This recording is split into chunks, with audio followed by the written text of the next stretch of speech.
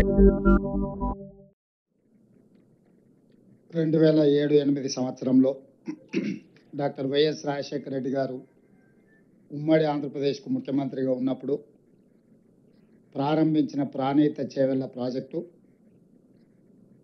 ప్రత్యేక తెలంగాణ రాష్ట్రం వచ్చిన తర్వాత సంవత్సరంన్నర తర్వాత ప్రాజెక్టు రీడిజైనింగ్ల పేరు మీద తుమ్మిడిహెట్టి దగ్గర నుంచి చేవెళ్ల వరకు నీళ్లు తీసుకురావాలన్న ప్రణాళికల్ని చంద్రశేఖరరావు గారు మార్చి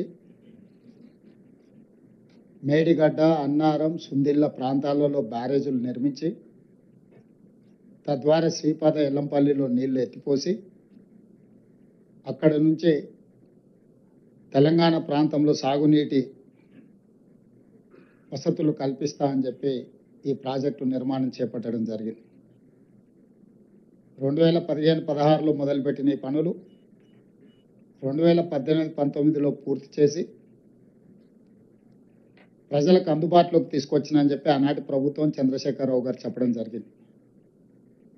నిర్మాణం జరిగిన 3 సంవత్సరాల లోపే 2023 అక్టోబర్ ప్రాంతంలో మేడిగడ్డ బ్యారేజ్ కుంగిపోవడము, అన్నారం, సుందిళ్ళ బ్యారేజీలు పగుళ్ళు రావడము, ఆనాడు ప్రాజెక్టులు ప్రమాదంలో పడ్డాయి అని సాంకేతిక నిపుణులు, నేషనల్ డ్యామ్ సేఫ్టీ అథారిటీతో సహా కేంద్ర ప్రభుత్వ రంగ సంస్థలు గుర్తించి వాటి మీద విచారణ చేసి ఆ విచారణ సందర్భంగా ప్రణాళికల లోపం, నిర్మాణ లోపం, నిర్వహణలో లోపం, డిజైనింగ్, కన్స్ట్రక్షన్, ఆపరేషన్ అండ్ మెయింటెనెన్స్లో లోపాలు ఉన్నాయి. దీని మీద పూర్తి స్థాయిలో విచారణ జరగాలని ఆనాడు రాష్ట్ర ప్రభుత్వానికి చంద్రశేఖరరావు గారు ముఖ్యమంత్రిగా ఉన్నప్పుడే నివేదికలు ఇవ్వడం జరిగింది. ఆ సందర్భంలో పిసిసి అధ్యక్షుడిగా నేను, శ్రీ రాహుల్ గాంధీ గారు మేడిగడ్డ బ్యారేజ్ను సందర్శించి మా కాంగ్రెస్ పార్టీ నాయకులు ఆనాడు బట్టి విక్రమార్క గారు, శ్రీధర్ బాబు గారు, ఉత్తమ్ కుమార్ రెడ్డి గారు ఈ ప్రాజెక్టులను పర్యటనలు చేపట్టి ఇందులో లోపభూయిష్టమైన నిర్ణయాలు, అవినీతి, ఆశ్రిత పక్షపాతము, నిర్లక్ష్య వైఖరి, ఎన్నో లోపాలతో కూడుకున్న నిర్ణయాల వల్ల ఈరోజు దాదాపుగా 1,00,000 కోట్ల రూపాయలు పెట్టి నిర్మించిన కాళేశ్వరం ప్రాజెక్టు పూర్తిగా కూలిపోవడం, దీని మీద విచారణకు ఆదేశిస్తాం ప్రభుత్వం అధికారంలోకి రాగానే అని చెప్పడం జరిగింది. ఎన్నికల మేనిఫెస్టోలో కూడా ఈ విషయం స్పష్టంగా జ్యుడిషియల్ ఎంక్వైరీ చేస్తామని ఆనాడు మేనిఫెస్టో కమిటీ చైర్మన్గా శ్రీధర్ బాబు గారి నేతృత్వంలో కాంగ్రెస్ పార్టీ తెలంగాణ ప్రజలకు మాట ఇవ్వడం జరిగింది. ఆ మాట ప్రకారము 14/3/2024 నాడు జ్యుడిషియల్ కమిషన్ ఎంక్వైరీ చైర్పర్సన్గా పిసి ఘోష్ వారు ఆంధ్రప్రదేశ్ ఉమ్మడి చీఫ్ జస్టిస్గా, సుప్రీంకోర్టు జడ్జిగా మొదటి లోక్పాల్కి వారే బాధ్యత వహించి ఈ దేశంలోనే న్యాయ నిపుణుడిగా, జ్యుడిషియల్ సిస్టంలో అపారమైన అనుభవం ఉన్న వ్యక్తిగా పేరు ఉన్న పిసి ఘోష్ గారిని ఈ కమిషన్ చైర్పర్సన్గా తెలంగాణ రాష్ట్ర ప్రభుత్వం నియమించింది. అక్కడి నుంచి దాదాపుగా 16 నెలలు ఘోష్ కమిషన్ నాటి మాజీ ముఖ్యమంత్రిని, సాగునీటి పారుదల శాఖ మంత్రిని, ఆర్థిక మంత్రిని, ఐఏఎస్ అధికారులను, ఇంజనీరింగ్ అధికారులను, నిర్మాణంలో పాల్గొన్న నిర్మాణ సంస్థల్ని, ప్రజా సంఘాలను, పాత్రికేయ మిత్రులను, ప్రజలు ఎవరైనా ఈ ఓపెన్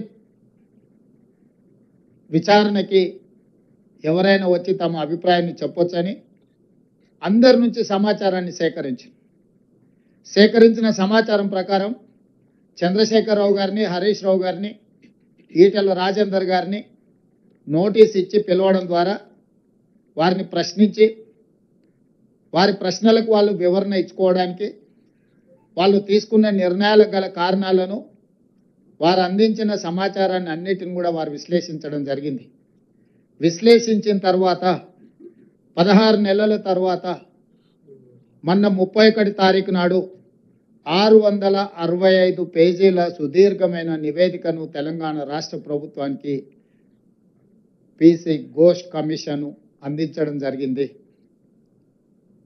ఆ నివేదికను పూర్తి స్థాయిలో విశ్లేషించి సంక్షిప్తంగా ఒక నివేదిక ఇవ్వడానికి irrigation secretary, law secretary, GID సెక్రటరీతో 3 అధికారులతో ఒక కమిటీని నియమించి ఆ కమిటీ నివేదికను మంత్రివర్గ సమావేశంలో మంత్రులందరూ కూడా వివరించడం జరిగింది.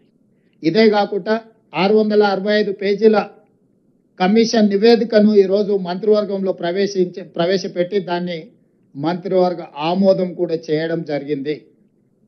వాటికి సంబంధించిన సమాచారాన్ని పూర్తి స్థాయిలో మీడియా మిత్రులకు చెప్పాలని మంత్రివర్గ సహచరులందరితోని పత్రికా సమావేశాన్ని ఏర్పాటు చేసి అందులో ఉన్న ప్రధానమైన అంశాలను అన్నిటిని కూడా సాగునీటి పారుదల శాఖ మంత్రివర్యులు ఉత్తమ్ కుమార్ రెడ్డి గారు మీకు సుదీర్ఘంగా వివరించారు. అదేవిధంగా ఆర్థిక మంత్రి, ఉప ముఖ్యమంత్రి భట్టి విక్రమార్క గారు అందులో ఉన్న చాలా విషయాలను మీకు తెలియజేయడానికి ప్రయత్నం చేసింది. వీటి నేపథ్యంలో ఊరు మార్చి, పేరు మార్చి, అంచనాలు మార్చి, అవినీతికి పాల్పడి అక్రమాలకు పునాదులు వేసి నిర్మించిన కాళేశ్వరం ప్రాజెక్టు ఈరోజు కూలిపోయింది.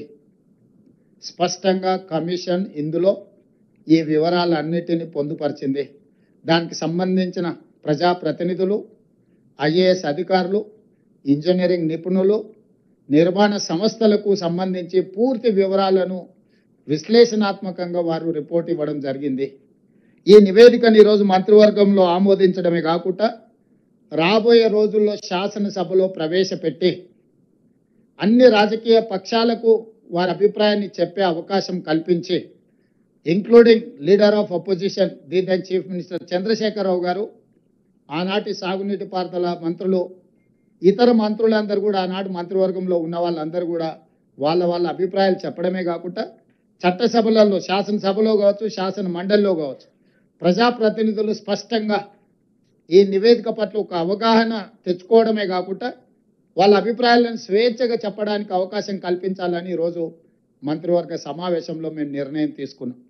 అందుకే ఈ 665 పేజీల నివేదికను తొందరలోనే శాసనసభ, శాసన మండలి సమావేశాలను ఏర్పాటు చేసి అక్కడ ఈ నివేదికను ప్రవేశపెట్టి అందరి అభిప్రాయాలు పరిగణలోకి తీసుకున్న తర్వాత భవిష్యత్ కార్యాచరణను, కమిషన్ సూచించిన సూచనలను అమలు చేయడానికి ప్రభుత్వం ముందుకు వెళ్తుంది. ఎవరది? అవునా, న్యాచురల్ కదా, వాళ్ళు అదే విధంగా మాట్లాడతారు కదా, వేరే రకంగా ఎందుకు మాట్లాడతారు? ఒకవేళ అదే అయితే ఆ కమిషన్ ముందుకెళ్ళి వాళ్ళు ఎందుకు సమాచారం ఇచ్చిండ్రు, వాళ్ళు ఎందుకు వాదనలు వినిపించిండ్రు? తమకు అనుకూలంగా ఉంటే ఒక రకంగా, తమ తప్పులను ప్రశ్నిస్తే ఇంకొక రకంగా మాట్లాడడం అనేది మొదటి నుంచి వాళ్ళకున్న అలవాటు. ఈరోజు మేము కమిషన్ని వాళ్ళు తప్పుపడుతుండ్రు. ఇంతకుముందు భట్టి విక్రమార్క గారు స్పష్టంగా చెప్పారు, ఇది ఒక రాజకీయ పార్టీ నివేదికను, రాష్ట్ర ప్రభుత్వ నివేదిక కాదు, independent judicial enquiry report headed by Pinaki Chandra Ghosh, imminent personality. He headed as a Supreme Court judge, Lokpal chairperson, ఇలాంటి ప్రధానమైన బాధ్యతలు నిర్వహించిన వ్యక్తి 16 నెలలు అందరికి అవకాశం ఇచ్చి వాళ్ళు చెప్పుకోవడానికి అందరికీ సమానమైన అవకాశాలు కల్పించి ఈరోజు నివేదిక ఇచ్చిండు. కాబట్టి ఆ నివేదిక మీద ఇంకా ఎవరు ఏ రకంగా మాట్లాడతారు, ఏ రకంగా విశ్లేషణ ఇస్తారు అనేది వాళ్ళ విజ్ఞతకే నేను వదిలేస్తున్నా.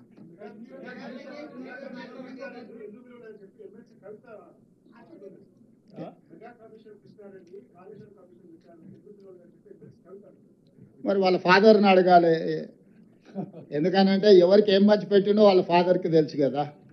లేకపోతే వారే వెళ్ళి ఘోష్ గారికి నివేదిక ఇచ్చేది ఉండే, ఇంకో ఇందులో మా ఫాదర్తో వీళ్ళందరూ కుమ్ముక్కై ఉన్నారు, మా బావ హరీష్ రావు గారు వీళ్ళతో కమిషన్లు పొందిండు, వీళ్ళందరూ తోడు దొంగలు గూడు పుటాన్ని చేసిందని కవిత గారు ఘోష్ కమిటీకి ఒక కంప్లైంట్ ఇచ్చినుంటే ఖచ్చితంగా పిలిచి ఉండేవాళ్ళు. ఇప్పుడు కమిషన్ నివేదిక ఇచ్చిన తర్వాత ఎవరిని ప్రశ్నిస్తుంది? ఒకవేళ ఘోష్ గారిని ప్రశ్నించాలంటే వారు కలకత్తాలో ఉంటారు, కవిత గారు కలకత్తాకి వెళ్ళి ప్రశ్నలు వేయొచ్చు.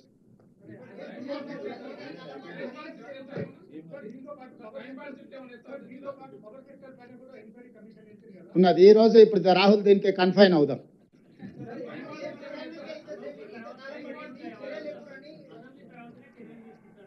అసెంబ్లీలో చర్చలు చేసిన తర్వాత చర్చల సారాంశం ప్రకారం భవిష్యత్ కార్యాచరణ ఉంటుంది. మీకు స్పష్టంగా చెప్పడం కోసమే మీ ఊహాజనితమైన కథనాలకు కానీ ఊహాజనితమైన ప్రశ్నలకు తావు లేకుండా ఉండడానికే కమిషన్ రిపోర్ట్ ఇచ్చిన 4 రోజుల్లోనే మంత్రివర్గ సమావేశాన్ని ఏర్పాటు చేసి మంత్రివర్గ సమావేశం ఆ నివేదికను ఆమోదించి ఆ నివేదికలో ఉన్న సారాంశాన్ని నిక్షిప్తంగా మీడియా మిత్రులకు అందరూ కూడా కంప్లీట్గా ఇన్ డీటెయిల్ ఒక పవర్ పాయింట్ ప్రజెంటేషన్ ద్వారా మీకు వివరించడం జరిగింది. దీంట్లో ఎలాంటి శశభిషలకు తావు లేదు. నివేదిక సారాంశాన్ని సూచనల్ని తప్పకుండా ఈ ప్రభుత్వం పాటిస్తుంది. దానికి ఒక అప్రోప్రియేట్ సిస్టమ్ని అడాప్ట్ చేసుకోదలుచుకున్నాం. మేము రాజకీయ కక్షాపూరితమైన చర్యలు చేపట్టినట్టు లేకపోతే ఎవరి మీదనో వ్యక్తిగతంగా ద్వేషంతో నిర్ణయాలు తీసుకున్నట్టు ఏమాత్రం చర్చలకు తావు ఇవ్వకుండా ఈ ప్రభుత్వము పారదర్శకంగా పనిచేయాలనుకుంటుంది. కాబట్టి ఈరోజు అన్ని వివరాలను మీ ముందు పెట్టడం జరిగింది.